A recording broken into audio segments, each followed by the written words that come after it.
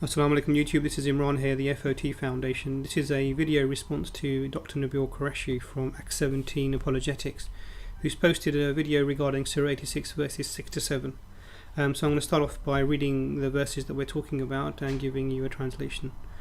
أعوذ بالله من الشيطان الرجيم بسم الله الرحمن الرحيم فلينظر الإنسان مما خلق من ماء دافق يخرج من بين صلب والترائب.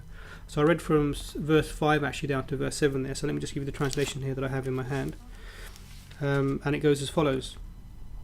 So let man observe from what he was created. He was created from a fluid ejected, emerging from between a sulb and at-tara'ib. Now I deliberately haven't translated as-sulb and at-tara'ib because this is essentially the matter at hand. What I'm going to do now is post the translations that Dr. Qureshi prefers to use.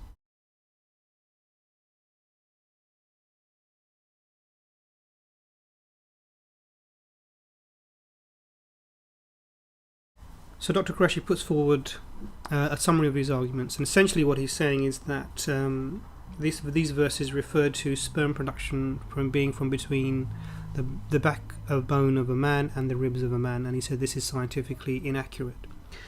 He also then says that in any attempt to try and find alternative meanings for the Arabic words is textual acrobatics.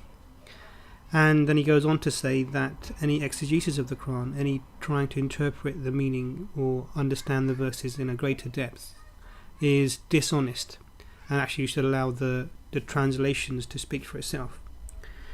He then goes on to read an email from somebody who actually tries to explain a little bit of detail behind the verse and explains that as-sulb can refer to a man and at-tara'ib can refer to a woman particularly and specifically. And so this then would be a meeting of fluid from a man and fluid from a woman that go on to create the human being. And his response to this actually is very disappointing. What he essentially does is to say this is not what the Quran is saying, and then he refers back to the translations that he prefers to use, saying that he trusts these translations. So Dr. Qureshi's arguments actually display a number of flaws, but the primary flaw, which actually is a theme throughout this presentation, I'll try and highlight. And essentially is that he treats Arabic like it is a dead language, and I'll explain further. The Bible, for example, is written in languages originally that were ancient Greek or ancient Hebrew, which are essentially lost languages or dead languages. There are only a handful of scholars around the world who can explain the words within the language and therefore tend to be the translators. Now, Arabic is actually very different to that. It's actually a living language, and what I mean by that is there are hundreds of millions of people around the world who speak, read and write the language of the Quran. Now, what this does actually gives you a huge access to etymology that you probably wouldn't get to the same degree in other languages. Now, Arabic is a Semitic language and it has a root-based system, so every word is formed of essentially 3 roots. There are exceptions, but on the whole every word is formed of essentially 3 roots, and from those roots other related meaning words can be derived. So this is not turning the word night into day or the word black into white, but what this is to take known, related and accepted meanings for an Arabic word and using them in your translations to provide a meaning that's closer to the context and also closer to the knowledge that one has at the time. And this is actually not textual acrobatics because the Arabic word within the Quran has not changed. It's just that the meaning of the word, which is available and known and accepted, is being applied to fit with the context and fit with knowledge. One of the ways actually to demonstrate this actually is to provide other translations that are already available that Dr. Qureshi has avoided because they don't support the argument that he puts forward. So what I'm going to do is put these translations forward for you to see. I'll give 4 translations from non-Muslims, one of whom is a Christian reverend, and the rest will be from Muslims, and we'll take it from there.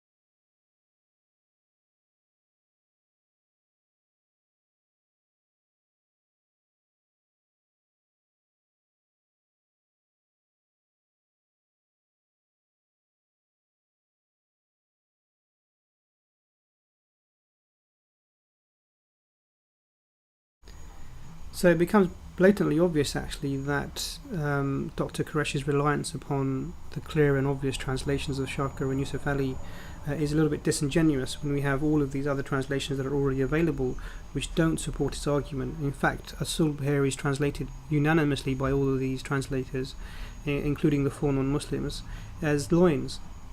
And interestingly actually, the Muhammad Asad translation, which is the last one that I posted, separates the verse 7 into at-sulb as being masculine and at-taraib as being feminine, and even more interestingly actually translate at-taraib as being the pelvic arch of the woman. Now, the fact that these other translations are available and they don't support the argument that Dr. Qureshi puts forward is sufficient to put his reliance upon Shakir and Yusuf Ali translation as being disingenuous, as I mentioned. But actually I want to build the case a little bit further. What I would like to show is that the translations that I have cited and the meanings put forward by some of these other translations are valid, known and accepted meanings for the words that are in the Quran. So here we have the Handswear Dictionary of Modern Written Arabic. This is the 3rd edition from 1976. So this is page 521, and we have the root that we're looking for, the Sad Lam Ba, Saluba. The exact phrase that we're looking for is sulb, and here we have the same root as I mentioned, but actually in the form of sulb there.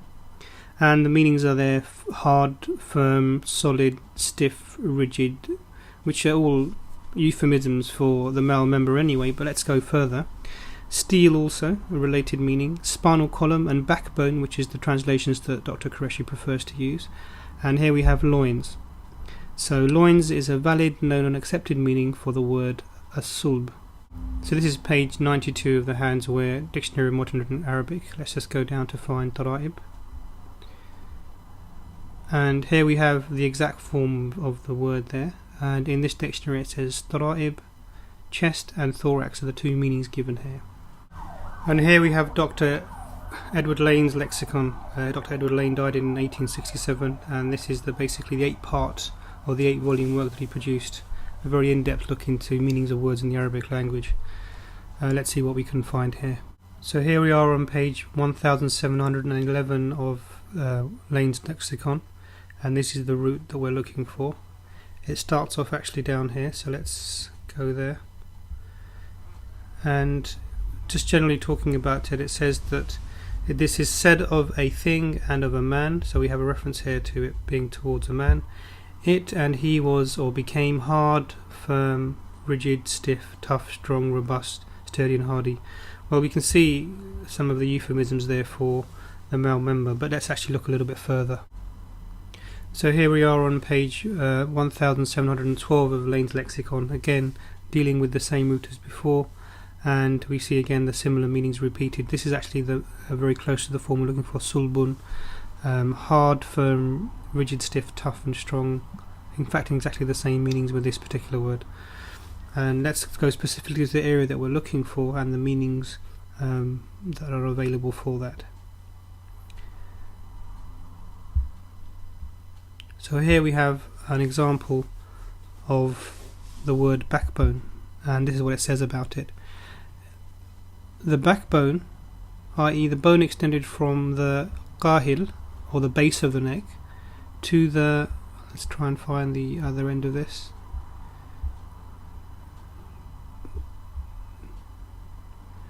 to the ajb, or the rump bone. The bone upon which the neck is set, extending to the root of the tail in a beast, and in a man to the osos, or the coccyx. It goes on to say the portion of the back, any portion of the back containing vertebra, and this is the important thing to note here, and particularly the lumbar portion, the loin. So this confirms Handswear's description of sulb as the loins, and this actually says that this word specifically refers to that region as well.